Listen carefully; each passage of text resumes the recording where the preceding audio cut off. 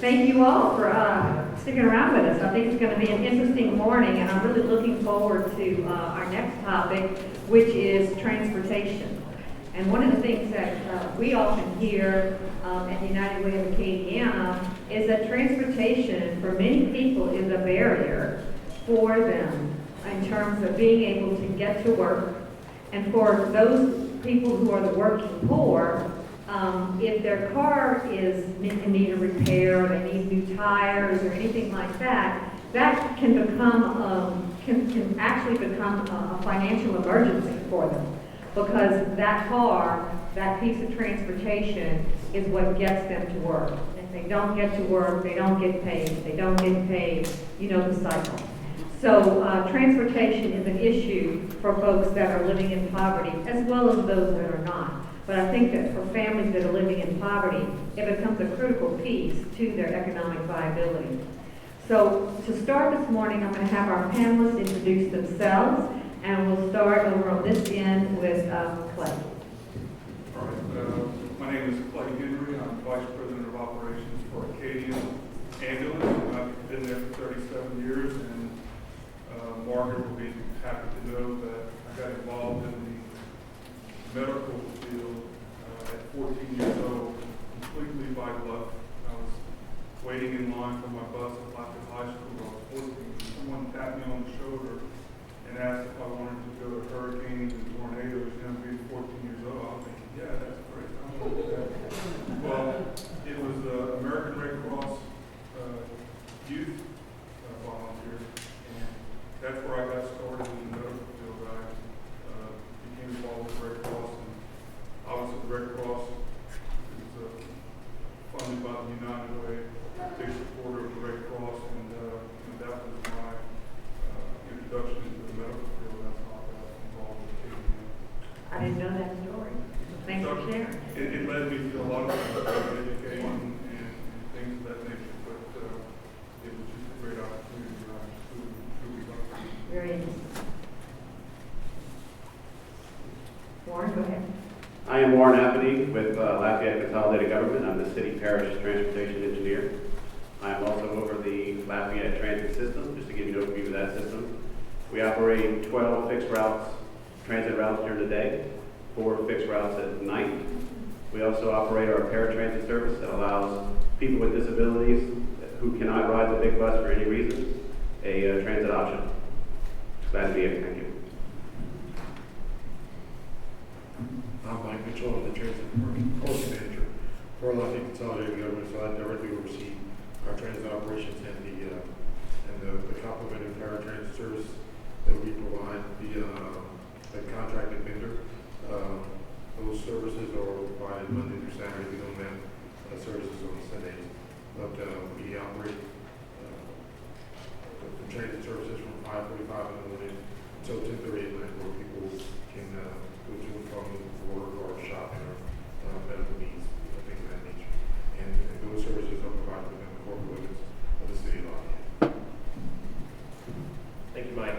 Sean Wilson, Secretary of the Department of Transportation and Development, and a classmate of this gentleman next to me in planning at the University of Louisiana many years ago.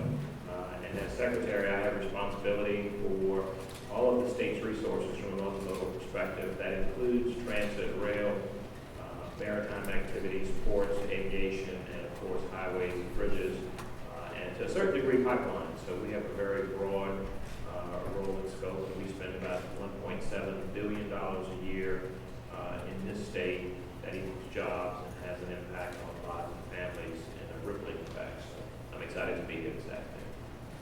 Very good. Great panel here. All right, so we're going to do our quick survey, if you will, of this topic, because 30 minutes goes by very fast.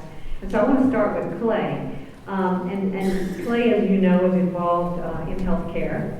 And so we've just finished our discussion about health and its impact on poverty.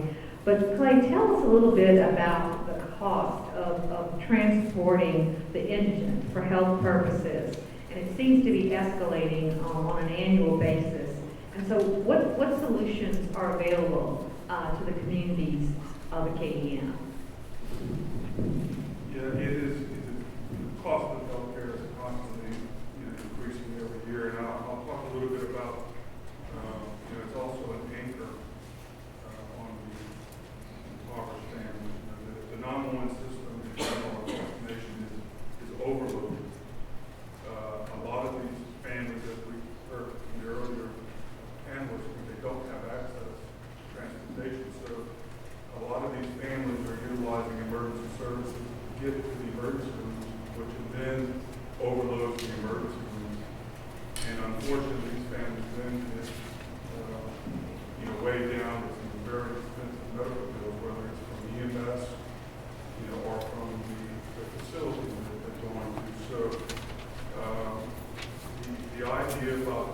getting them access to transportation.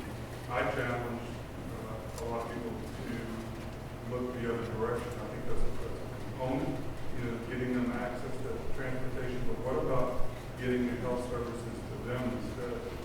And I was happy to see yesterday at the Lafayette one of the hospitals was talking about how they're trying to go back out into the community and open up the urgent care clinics in places that need them. And yesterday, one in particular, they were talking about the one in Carencro that's doing very well. And so I think that's a small portion of getting health care to the families.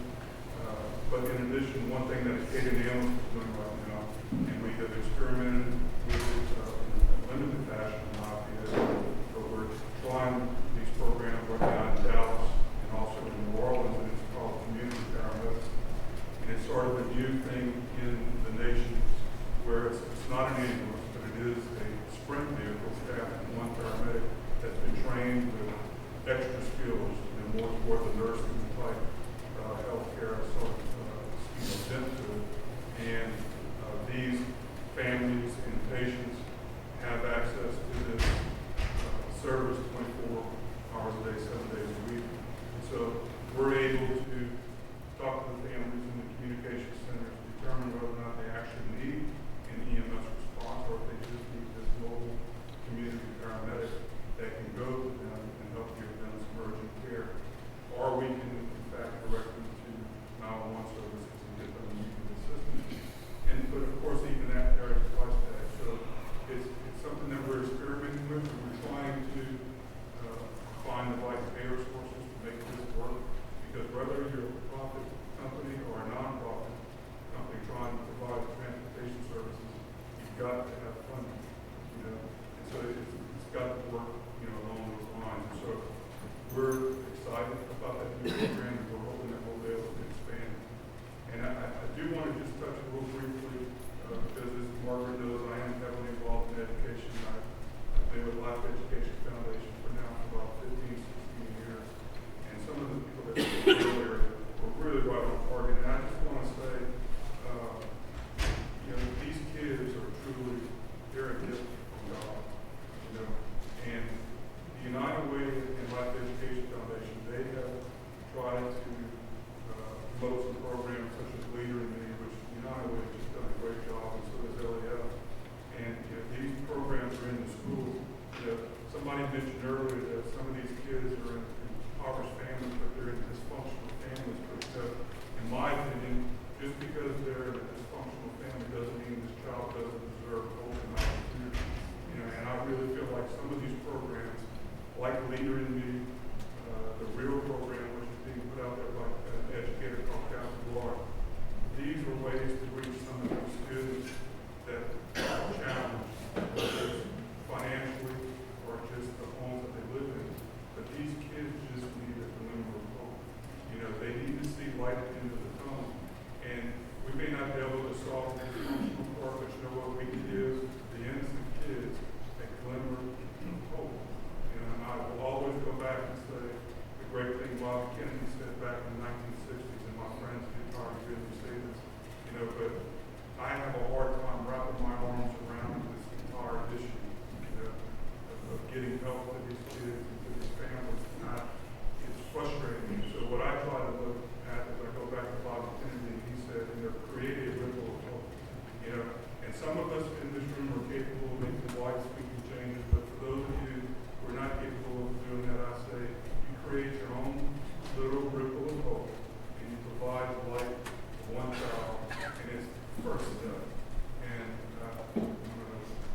Alton and I talk about this all the time. We talk about how the first step out of this cycle is education, and it is true. And I know this is the transportation side, but let's give these kids hope, and that's what I want to say. Thank you, Clay. Lots of great points there, and thank you for taking us back to the issue of education.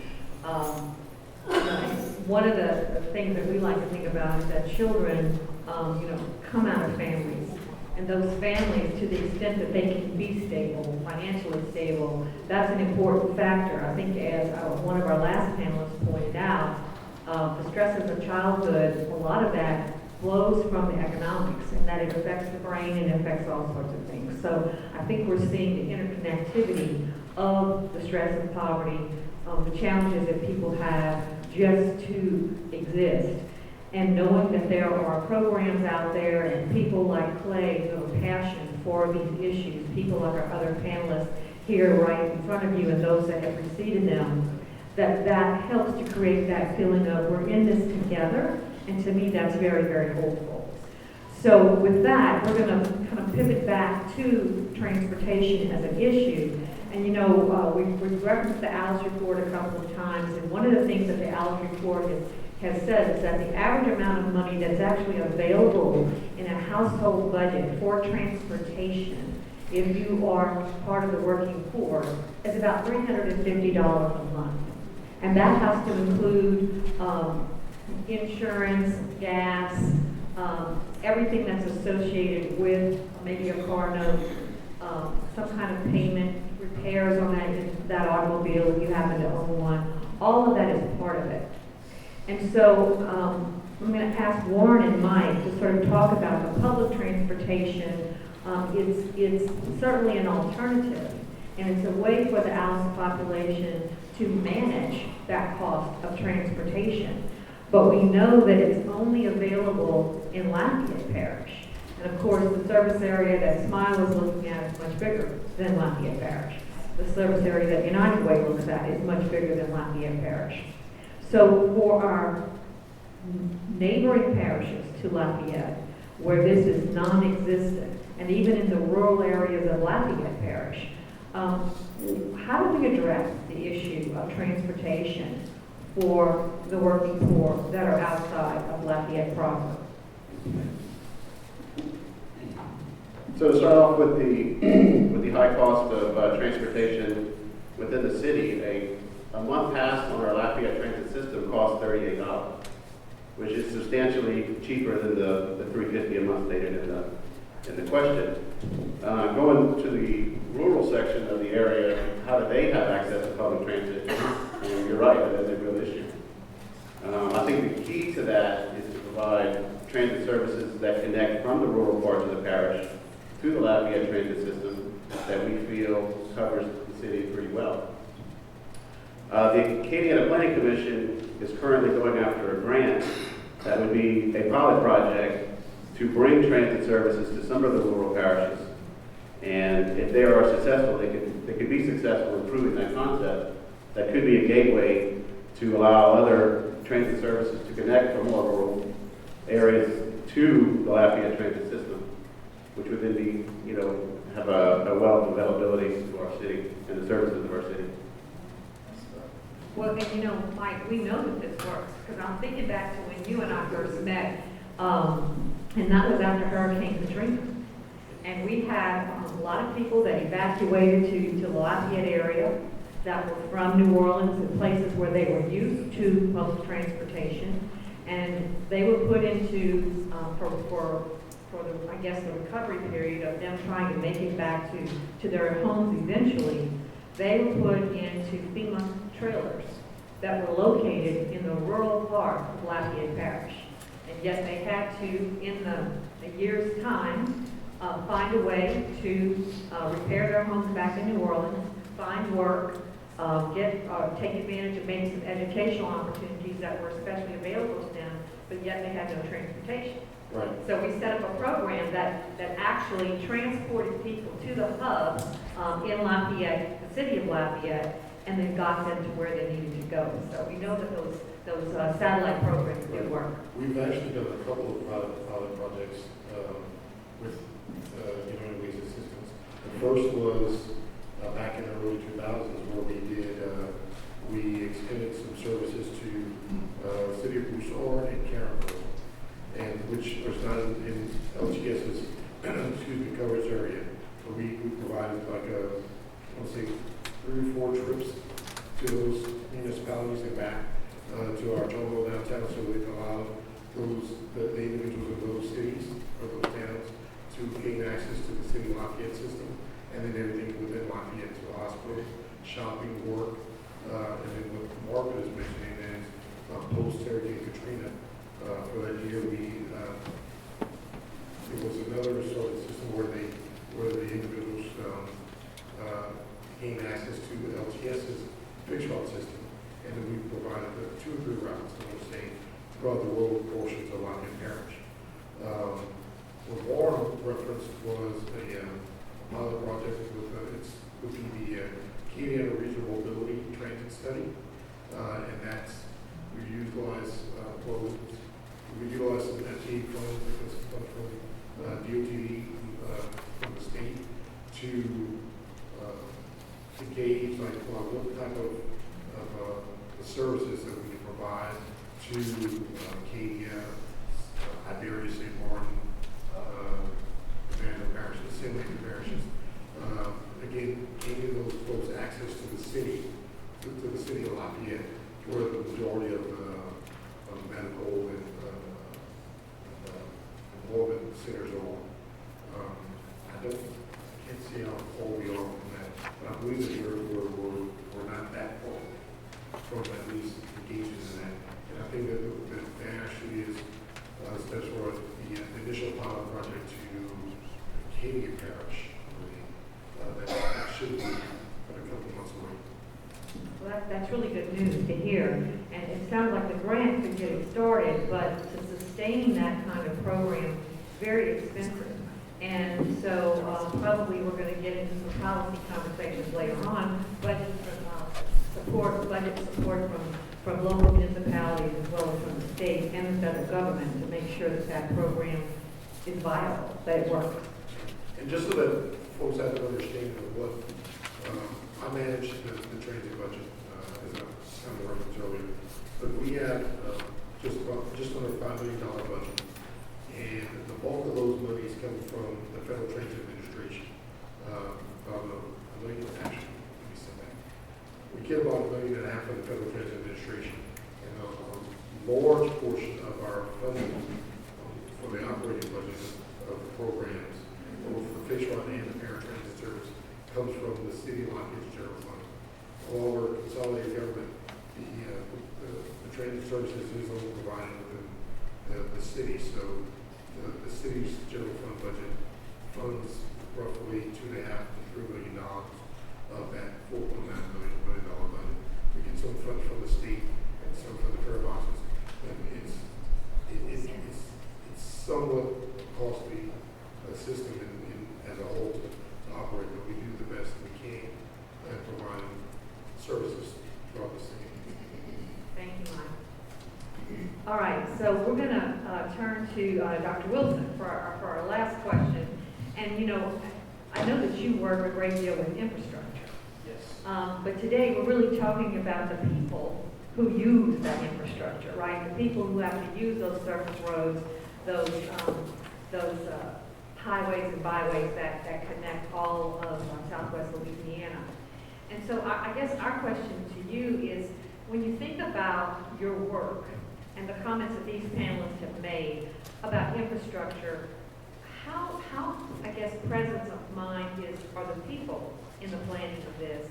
How important is that? I know we talk a lot about businesses and why roads are so important for business, but why is all this important for people?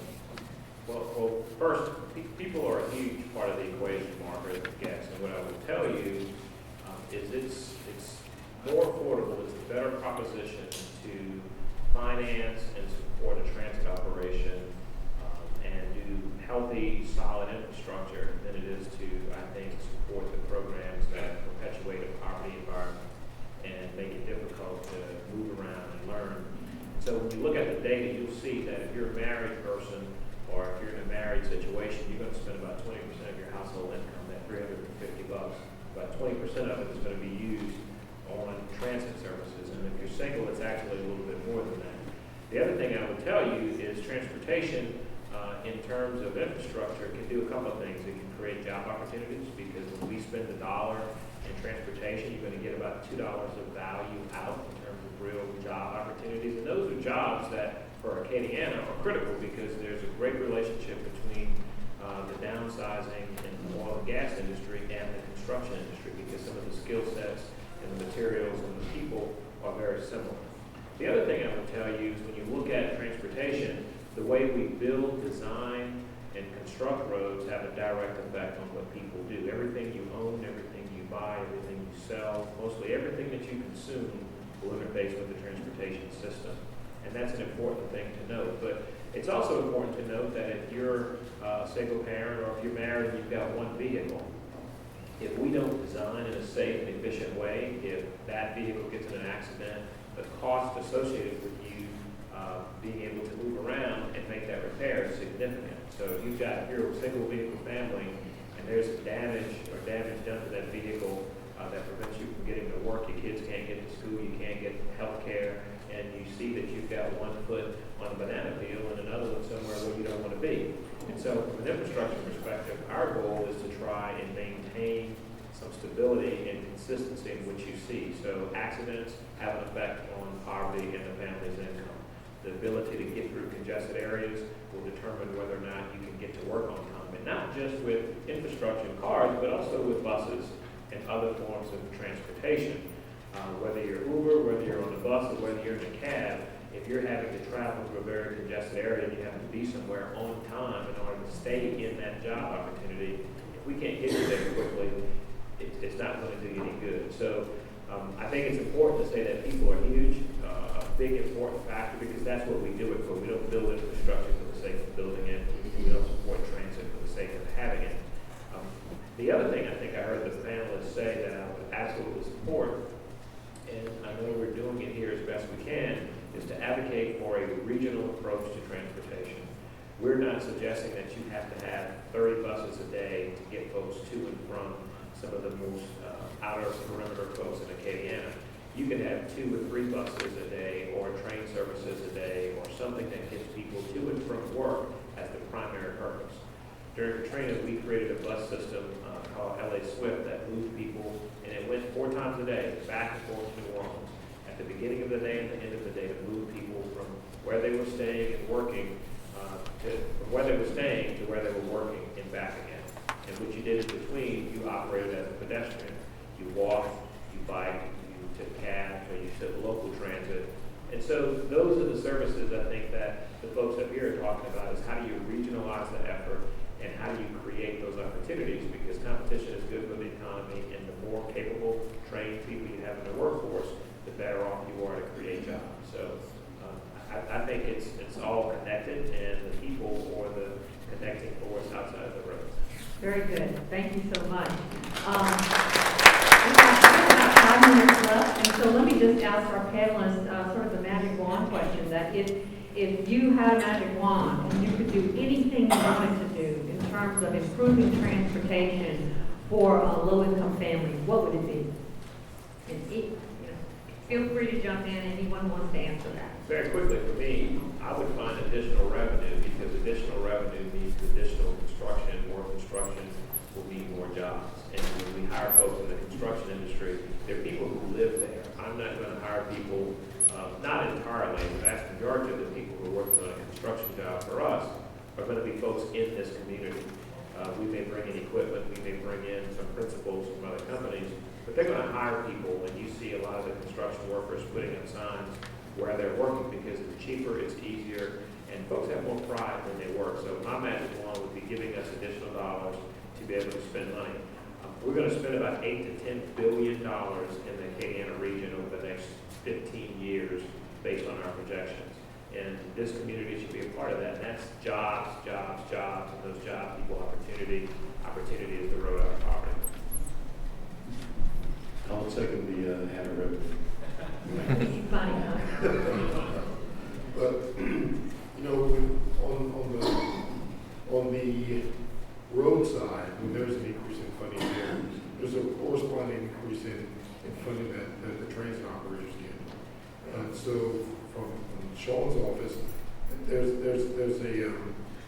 a level of funding that we receive on the transit end, and the Louisiana Transit Association that we give directly or provide directly, services that we provide directly to individuals.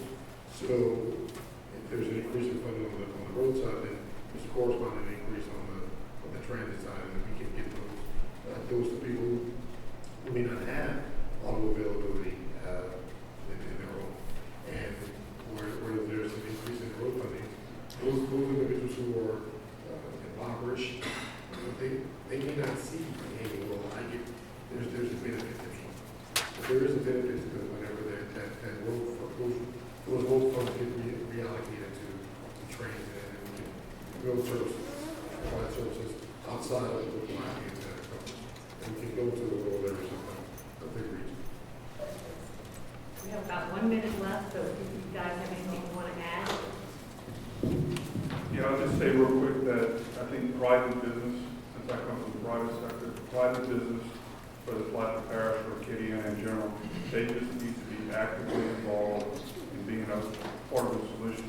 It's their workforce. We need to be a part of the solution, and we need to be able to help support, whether it's the Way or a lot of the nonprofits that are out there that do provide transportation. It can only benefit the private sector. Again, it's their people, it's their workforce. So I just challenge all of the businesses to be actively involved in that. Well, panel, thank you so much, Clay,